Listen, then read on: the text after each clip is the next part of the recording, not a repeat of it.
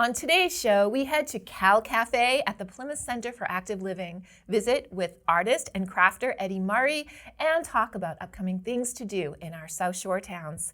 You can get the bad news in lots of places. On the local scene, it's all about what's good and good to know. I'm Elizabeth. Let's get started.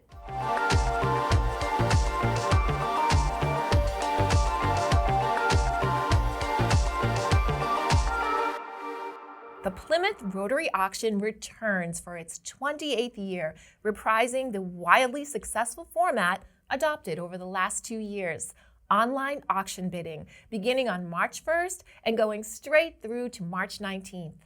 Auction proceeds help fund Rotary International's worldwide programs, support local nonprofit organizations, and help fund worthwhile projects right here in our community. How can you help? Donate items, participate in bidding, and help spread the word about this annual auction that supports over 60 agencies, nonprofits, and causes. For fans of the classic PAC TV Rotary format, save the date.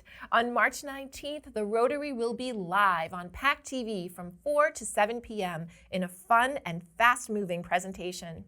If you can, support the Rotary's good works in our community and beyond with your donations or online auction bids. Visit the Rotary's Facebook page to learn more. Coletta Craft is the name of a local jewelry line born from a family tradition of generations. Eddy Murray, Coletta Craft's artist, designer, and model maker, sat down with one of the hosts of Open Here, Tiff Phillips, to talk about his craft, his past, and doing the work. All right, we're with Eddy Murray. I'm so excited to have you here today. Thanks for having me, Tiff. This God. is a great podcast. Oh my gosh, you're so kind. Thank you. So I've known you through Facebook a little bit. This is the first time kind of we've had an in-person interaction, so I'm really excited. Can you tell us a little bit about your background? Where did you grow up? Well, I grew up in Pembroke, not far from here, South Shore. My family's from Rhode Island, and when my parents were young, they moved to Pembroke because my father worked in the area. So I had a foot here, and I had a foot in Rhode Island, and Rhode Island is kind of where I got the bug for the jewelry and the metal. Nice. Yeah. So when did you know you wanted to be an artist? Was it super early on? I guess, yeah. I think I've always wanted to be an artist. I mean, I took art classes in school, and I always did art crafts, I haven't really considered myself an artist till lately, though. I was in the jewelry industry for a long time, costume jewelry, and I was just like the hands of a designer in that capacity as a model maker. But it wasn't until I got out on my own, and lived amongst other artists that I felt comfortable with being an artist, being called an artist. How long do you think it took you to get there? Like, is it scary to call yourself an artist? It was at first because, I was more an artist, and like I said, I was a tool of someone else. Not really knowing that I was the whole time. So it was a coming to terms with it. Not that I was afraid of it. I just, the other model makers I worked with and learned from, I don't think they walked around like an artist. They were just jewelers or in the jewelry industry. And it wasn't until, like I said, I started my own thing. I'm like, hey, wait a minute. I think I'm an artist, I write, but I don't ever consider myself a writer. For some reason, it's scary to say that because I feel like there's that expectation. Do you feel that way? I did for a short time. But then once you just jump in and just let go, that becomes unimportant. Yeah. So, call yourself an artist and write more. Yeah. I guess there's a freedom in that. There is. Yeah. So speaking of jewelry, is that your favorite medium? Yes, as long as the jewelry has a lot of texture in it. I've since gone on to table art and wall art with a lot of texture, but I was always drawn to jewelry that was big. I mean, I came up as a model maker late 80s when things were big. I worked with Anne Klein and then Chico's, and a lot of their stuff was just big and monstrous, and you can just put a lot of texture in. It wasn't all bling so much, but it was something you wanted to touch, and that's what I gravitate to. Where do you find your inspiration for that? Inspiration, it's not like I look for it, or you got to be open to it. It's in everything. Right. Inspiration's in everything. And if you wait for it to find you, you're going to be looking a long time, When I feel a little empty, I just go to my bench and I start something, get into that discipline of work, and you're in it. I hear a lot about finding inspiration, and I get it. But it's gonna find me. I don't know. It's hard. It's not. I hear it a lot, and it doesn't bug me, but it takes me a while to go. Wait a minute, inspiration. It's everywhere. You just, as long as you're in any particular moment, there's going to be an inspiration of some kind, positive or negative. I love that when you said inspiration finds me. That actually makes the most sense. Yeah. Sometimes it helps not to look for it so much. Don't force it. Yes. I love that. So we heard a lot about the art shop from Jessie. Yeah. We had your friend Jessie. That was a great interview. Oh, Is she thank you. crazy? Is she great? She's like a thunderbolt, isn't she? She's so much energy. Yeah. And just, Yeah. she's, and you guys are both inspiration, just following your dream. Like, Yeah. I love that about you both. Can you just refresh our listeners just what the art shop is about? Jessie was a painter for years. I was a jeweler for years, and we got into we were in the art scene kind of as I got into less working as an in-house model maker in Rhode Island. I got into making my own stuff, going to festivals, music festivals, and selling it, going to art and craft shows. And she was always around. She was always, and popular. And if I was working on this side of the festival, I could hear her on the other side of the festival, So anyway, I knew of her, and then we discovered we had mutual friends, and we finally met and got to know each other. I think we respect each other's work ethic a lot. So when, let's see, I was still working in Rhode Island during the week, and she had an opportunity to get this small shop in Plimpton. And she called me. She says, "Is this something you want to do?" And I said, "Yeah, let's try it. Like a little side hustle. Rather than lugging a tent around to show. Well, anyway, we got into that. It was this tiny place, and she put her art on the wall, and I put my jewelry in there, and the thing it exploded. People in Plimpton, of all places, love Plimpton. Not to say it's a bad place, but it's in the woods. It's a small place. It is, and it just took off. And we looked at each other and said, "Let's build on this," And we soon outgrew that with our sites on Plymouth. Love it. Yeah. And then I was the jewelry industry kind of left us. There are still jewelry companies in Rhode Island, but nothing like the golden age, which was over 100 years. It's all overseas now, and model makers, people who actually sculpt the original model, there's no need for them anymore because there's CAD/CAM now, there's 3D printing, everything's pretty much programmed rather than handmade. Well, I'm glad you're still keeping it alive. Yeah, and thank you, and it's people like you that are keeping it going, It's beautiful. I know I've been meaning to stop by there and take a peek, and I haven't made it over there yet. Next week, I'm gonna Okay. put it in. All right, we'll watch for it. You won't be sorry. You're gonna love the joint. Now it's on record, so I have to know.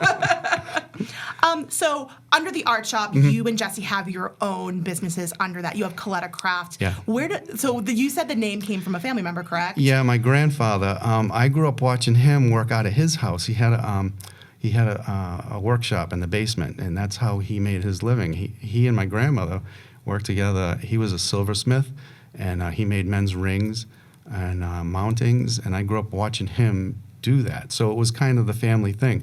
He had two sons. Well, he had 3 kids, one being my mom. He had 2 sons that became model makers, and they guided me. I was apprentices under the 3 of them. And also my grandfather's grandfather in Italy was also a jeweler. I'm 5th generation. Wow. Yeah, so I'm the last. You're keeping it alive. That's incredible. Yeah. And so anyway, Coletta Craft his name was Vincent Coletta, so I took his name for my business, which at the time was freelance model making. So I worked in-house for different companies, but I'd also do designs for companies in the area too, And as I got away from that, or as that got away from me, I started doing my own thing. So I just kept that name in honor of him. So how would you characterize your art? It changes day to day, but I think if there's a thread throughout it, it's texture, something you want to touch. I'm playing with color. Being around Jessie, she's like a color Jedi, and I always, ask her, "What do you think? What do you think?" And of these 2 colors together, or whatever. But I don't use a lot of stones. Like there's not a lot of bling. I'll accent with stones. It's about the metal. When I visualize something I want to make, it's always metal. Color and everything else will come afterwards. So it's something you want to touch. I love that because you feel like it's more real that it's coming to you. I love that. So I see you on Facebook all the time. You and Jesse are constantly working, even on your days off. It's like, oh, Yeah, we hate attention. Yeah. Yeah. do you have any other interests you want to explore, or is this kind of just your life? This is the thing I want to explore because it is, although I'm still making jewelry, it is so different to me. Like I said, I only recently feel like an artist. We're I wouldn't say new to Plymouth. We're going to be at our location on Court Street for it's going to be 6 years this spring. So we feel part of Plymouth. We hope we're contributing to it. But I just want to stay healthy and have some longevity and keep doing this because there's more to do. There's more I want to experience. Art like this reminds you to recognize the moments, and the moments that's what life is, And I really didn't feel that working in the industry those years. I mean, I did well. I made money. I got married. I had 2 great kids who are making their way now. I mean, that was necessary. But now it's a little different, Now it's my ideas. It's a little more my expression, You've talked a bit about Plymouth and how you hope Plymouth finds you. So it has become a hub for the arts. Like Plymouth has really embraced the arts. Why do you think that is?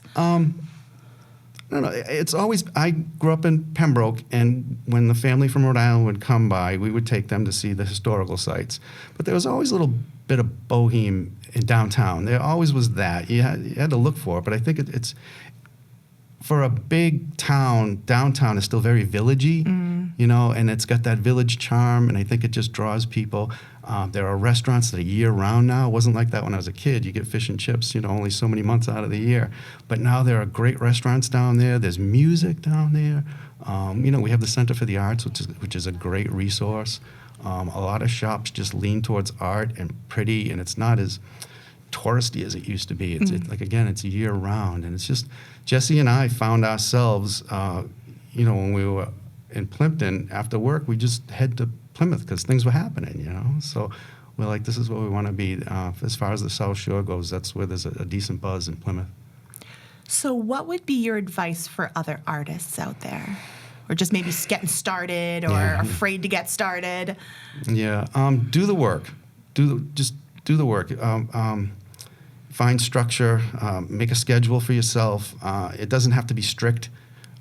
Again, find the things you like once you've set up some kind of schedule. You have to do the work. You have to get down there. You got to dig. Like I said, you can't wait for things to just, okay, I'll make this. Make a schedule. It's all about the work. I can't stress that enough. We have a lot of artist friends, and they're wonderful. And you'll see a piece from them a year, 2 pieces from them a year. And again, they're wonderful, and that's what they're comfortable in. But I could never work like that. I have to keep at it because I'm finding a lot of joy in it. And so just do the work. Joy, that's what it's all about. Yeah. So what do you think the future holds for you? More of what I'm doing, I hope. Again, this is the future I was hoping for, years ago as far as working, I've had a lot of joy in my life. Like I said, I had 2 kids and everything like that. But I don't know. I'm expressing myself in a way that I never thought I would, with the skills I have. I love that. My grandfather always said, if you love what you do, you'll never have to work a day in your life. I've heard that. Yeah. When I look at you, I feel that. Yeah. You go to vacation every day. Kind of, yeah. We don't find ourselves in Aruba once a year. We're not going places. I mean, we do field trips, but I want to be at the art shop making things. And when I'm home, I'm making things at home, No, this is it for now. And I want to see where that takes me, Yeah. And we want you to keep making all the things. Thanks, Tiff. Eddy Murray, it has been such a pleasure. Thank you for coming on Open Here. Yeah, you're welcome. Thank you. You can connect with more of Eddy's work by visiting the Art Shop in downtown Plymouth or visiting the Coletta Craft Facebook page. For a Sunday Arts and Culture Series event that will uplift, educate, and inspire you, join the Duxbury Free Library on February 26th for I Am Autistic, I Am Fantastic, the musical. Made up of talented children between the ages of 8 to 12 years old, the youth performing company will use musical instruments, creative props, movement, and poetry to dazzle you with an hour-long presentation promoting autism awareness, acceptance, and celebration of those affected. musicdance.edu is a nonprofit established in 2012 to provide performing arts opportunities and music education to New England residents. This event begins at 2 p.m. and is funded in part by a local cultural council grant. Visit the Duxbury Free Library website to register. Partner with the United Way of Greater Plymouth County and the American Red Cross of Southeastern Massachusetts to help save lives. Their next blood drive takes place on Friday, February 24th at the Plymouth Public Library. Sign up for your spot at redcrossblood.org using the sponsor code UnitedWay. Every 2 seconds, someone in the United States needs blood, and just your one donation can help up to 3 people. Visit the United Way of Greater Plymouth County Facebook page to learn more. The Cal Café isn't just a place to get a delicious breakfast or lunch, but to talk, socialize, and relax with community friends. We went on the local scene to the Plymouth Center for Active Living. Cal Café is the place where seniors can come in Plymouth to hang out, have an amazing meal. It's our new food program at the Center for Active Living. We used to have an understanding with the school, Plymouth North. We had a chef come over from their staff. He would cook amazing congregate meals for us. One meal, no choice, but one meal, and it was great, and the seniors loved it. During COVID, they had to fortunately get rid of that program due to supply and demand, due to staff shortages. So we were kind of left saying, what are we going to do to feed our seniors? And the Cal Café idea was born. I always wanted to have a cafe in this beautiful facility, and so we did it. We got the support of our town. This was an additional expense to do. We needed to hire a chef. We needed a nutrition budget increase so that we could order supplies. I would like to point out too, Mary Beth Ryan, who is our Meals on Wheels coordinator. She comes from the restaurant world, and she was instrumental in helping me do the first Cisco order. We didn't have a chef yet, but we ordered all the supplies, and she said, you need chicken stock, you need all these things. So it was great, just really crazy. Ordering furniture, having Kevin Hood from Hood Construction designed a breakfast bar for us, donated all of it. The community came together to help do this. A lot of seniors are on a fixed income. I'm on a fixed income. I don't know how many of the seniors are, but if you're in a fixed income, you don't want to pay $10 for hamburgers, and really it's not really healthy for you. You have healthy food. He has a really good menu. We use all fresh ingredients, fresh chicken, fresh vegetables as much as we can. Most of the soups are homemade. So we do that, and then once around 11 o'clock, it's showtime. You enter the doors of the Cal Café and it feels transformative from the other parts of Cal. And the other parts of Cal are great, but this feels like a true small restaurant that you're coming to just enjoy each other's company. It's the greatest job I've ever had. Really, I miss my calling, I love it. I came here to volunteer and I asked them where they needed help. And I'm thinking I'll sit at the front desk, I can wear my work clothes. How about the kitchen? And I thought, And then once I came to the kitchen, I just loved it. So I'm glad I'm here. I love it in there. It really, it makes me feel so useful, you know what I mean? And I love seeing people come in and sit with their friends and eat their lunch and, just have a great time with each other. I would say we're just getting started. Can't wait for summer because we're going to do outdoor seating. The side of our cafe it's covered right out the kitchen door, and we're going to do outdoor patio seating so that there's some nice outdoor sunshine. They can take their food out there. We see barbecues happening, getting creative with the food. We're looking to do in the cafe cooking shows and cooking lessons for seniors. We typically are open one Tuesday evening a month. We're looking to do a dinner once a month maybe, and kind of morph into a little dinner dance, a little dinner.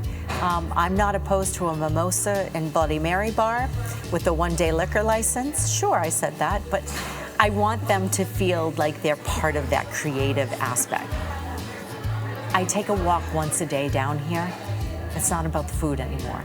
Just to see people greet each other, talk, ask me to put a 60s CD into the jukebox instead of the 70s, ask me, what's on the menu tomorrow. Those things bring people together, and it's just amazing to see. The Cal Café is open for breakfast and lunch Tuesday through Friday from 9:30 a.m. to 12:30 p.m. Kids aged 5 through 11 are welcome for a super fun art class taught by Melissa Kowal at the Kingston Public Library on February 23rd at 4 p.m. This is a free program generously funded by the Kingston Library Foundation. Visit the library's website to register.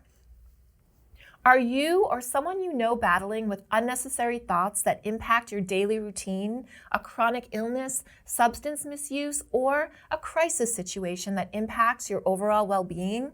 You are not alone. Old Colony Elder Services has announced new services designed to enhance wellness through home-based behavioral health for adults 60 and older. The new Elder Mental Health Outreach Team can offer resources, counseling, support, and tools for families. Visit the OCES website to complete a short form to enroll in these new services. Whether your challenges require counseling or long-term case management to improve well-being, you deserve happiness, and OCES is here for you. Planning long-term savings on a budget you can stick to is an imperative skill at any stage of life, and especially as we age, when our income and spending habits often change. Ensure your financial needs are met on February 21st at the Pembroke Council on Aging's monthly Lunch and Learn series, focusing this session on money management.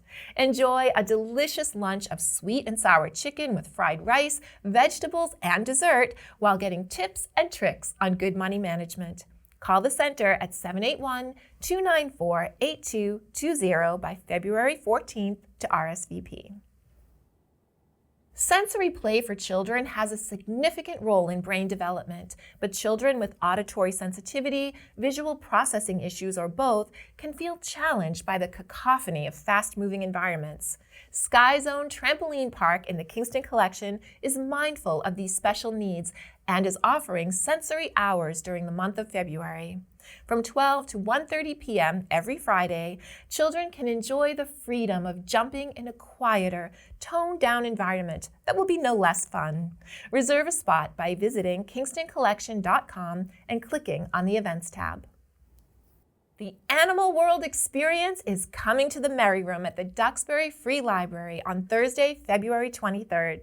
Children ages 6 and up are invited with their caregivers to meet live animals, learn about their habitats, and experience an hour-long petting zoo. Up-close learning about animals has myriad benefits, including teaching compassion and kindness. This event begins at 11 a.m. Learn more and register on the Duxbury Free Library website. It can be difficult to stay on top of what's happening up on Beacon Hill. To help keep residents up to date, State Representative Kathy Lenatra will be joining the next Triad meeting on February 28th at 11:30 a.m. at the Kingston Senior Center. Representative Lenatra will discuss topics important to Kingston seniors, share information on what issues her office is working on in 2023, and how you can express your concerns and get involved with legislation and decisions on Beacon Hill. This meeting is open to the public and registration is not required. And that's what's good and good to know on the local scene this week. Thank you for watching. We'll see you next time.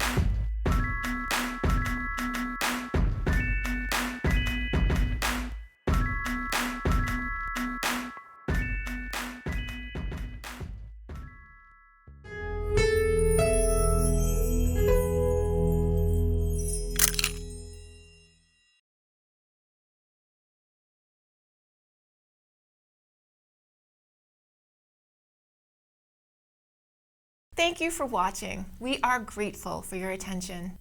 If you like what you saw, please like and subscribe to The Local Scene here and share everywhere. Thank you, friends.